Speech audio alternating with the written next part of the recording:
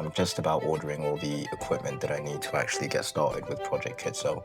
I don't know if that's going to be possible to have a working BCI in 7 days, but we're going to try anyway. Everything altogether comes out to £163 and 18 pence. I had a budget for this entire project for £300, so I'm coming in way under budget. I just want to start building and I want to get this done and I want to actually see if it's possible. We've just got to test it first and see if it actually works. All the parts are here. Some of them are actually shipped out from America, like the Mauser parts and the DigiKey parts. So I'm quite excited to actually open them and see what's inside. So this is the first package from Amazon. Let's see what's inside. You can probably tell from my excitement, this actually feels like Christmas. The first thing inside is this breadboard. It's basically a playground that allows me to rapidly prototype the circuit before weaving it into a final prototype. All the components, all the chips, all the wires are basically going to be connected to this. It's got a breadboard, solderless jumper wires, DuPont wires, jumper wires, resistors, capacitors, LED lights, buzzers. Much later. Transistors. It's basically got everything. And it comes with a nice little box, like it's a little kit that I can carry around. The next item, oh, this is really cool. So these are fiber optic cables. They're plastic, they're 1 millimeter, and they're 50 meters long. So I'm gonna be braiding these into my hair, and they're gonna be lighting up as data is transferred through them. I'm gonna put this back in the bag.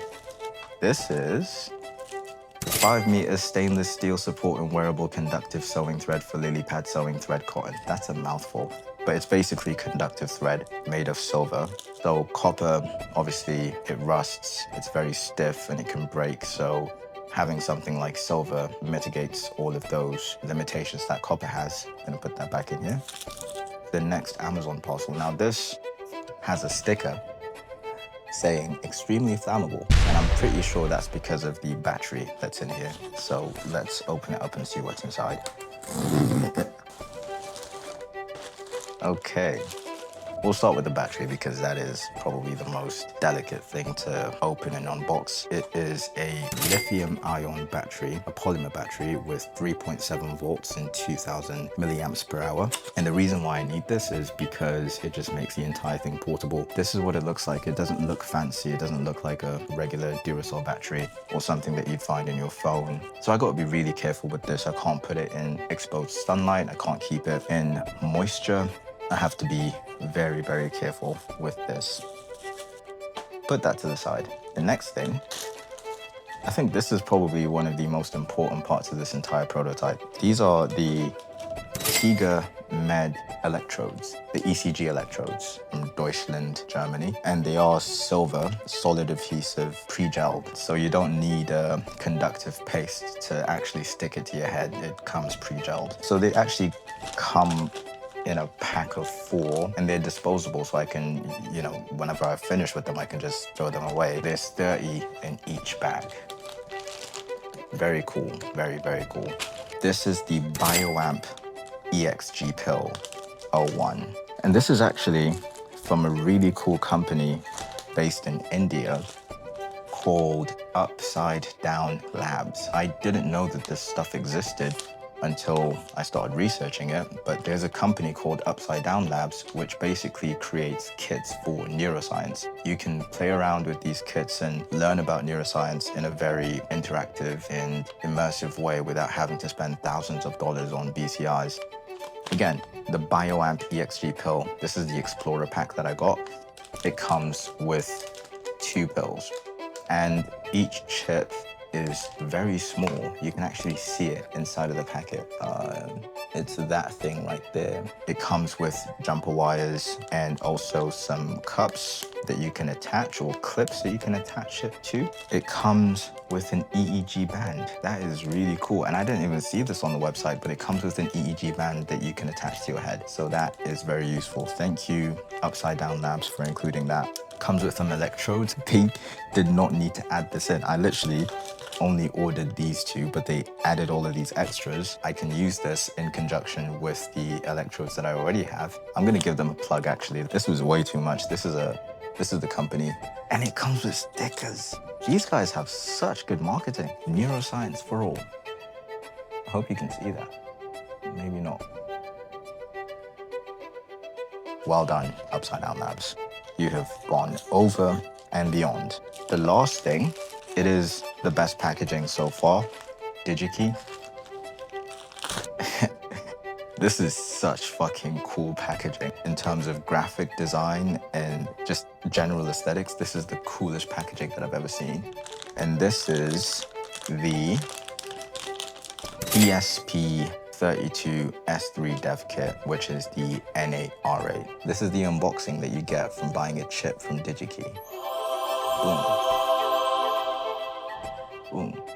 Right, so this is a dual-core AI-capable microcontroller that acts as a bridge between the neural sensors and my operating system. In layman's terms, what this can do is read in real time the traffic that is going through the entire system. If I were to enable AI on it, it would be able to process all of that information and send real-time insights to my operating system, which is Schro. So this is capable of doing all of that from this chip, which is very, very, very powerful. Gonna put that back in the box. The other two things that I got from DigiKey, I believe this is the receiver. This is the IF-D91B receiver, capabilities of 100 megabytes per second. So it's a high-speed light receiver that measures how much the braid is bending by tracking light intensity changes. Light is going to be transmitted through the optical fiber cables and received using this contraption. It's small, but it's not tiny. This is it.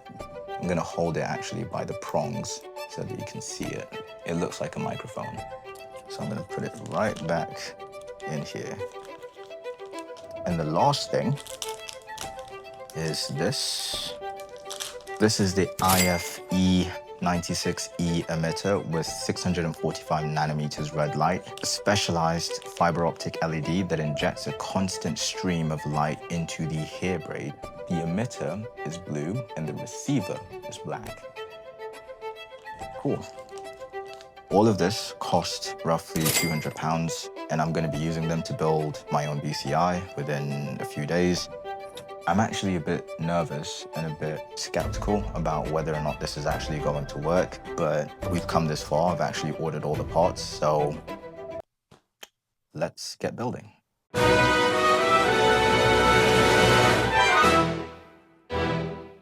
Starting off by losing a fight to a zip tie. Honestly, sometimes packaging is the hardest part of the entire build, but I finally got them loose. I'm getting the chips seated onto the breadboard now. The ESP32 is the brain, and the bioamp is the sensor that's going to listen to my body. It's just 3 main wires to get the handshake going, one for the power, one for the ground, and one to carry the actual signal. Everything's locked in, boards are powered, wires are tight. Let's see if we can actually get a signal out of this thing. So the next thing to do was to test the chips and the electrodes by creating an EMG, which stands for electromyography, basically reading the muscle movement. So I hooked up the electrodes to my arm after a quick clean with alcohol wipes to make sure the signal was clear. I wrote a script in Arduino and compiled it, thinking it'd be a straightforward plug and play moment, but as soon as I hit upload, things started to get weird. I was clenching my fist over and over again, but the graph was just dead. So I started moving the electrodes around, swapping wires and checking every single connection. You can see me getting more and more frustrated as nothing was registering. At this point, the mood really shifted. I was staring at the board, generally thinking maybe the breadboard or the chips were faulty, and I'd wasted all that money on a pile of broken silicon. I was spiraling, trying to find the bug in the hardware or the software, but then it finally clicked. So the bug was basically the pins not being in the right place on the breadboard, but we fixed that. Now it should be working. We've got the positive in on my forearm. We've got the negative in closer to my wrist with the black wire. The ground wire is connected to my elbow. And when I flex my forearm, actually pretty much any movement should be picked up on the serial plotter. We're just gonna test it and see if that works. That was a successful test.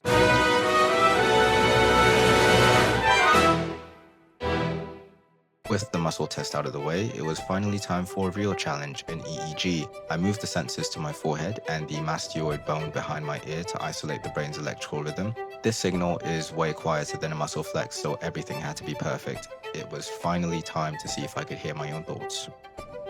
We're doing the live test with the electrodes on my forehead, positive on the left, negative on the right, and then we've got one connected to the back of my ear, which is the mastoid bone, and that's the ground. The script is ready to load, and I'm ready to compile that, and it should only take a second. Once it's done compiling, it should upload. Once it's finished uploading, I'm gonna take 10 seconds to just close my eyes and try and get some alpha waves going, and that should be reflected in the serial plotter. At first, it should just be jagged lines, but it will start to normalize. This is the test. This is literally the test to see if this works. Serial plotter is open, and we've got a bunch of jagged lines as expected. So I'm gonna close my eyes.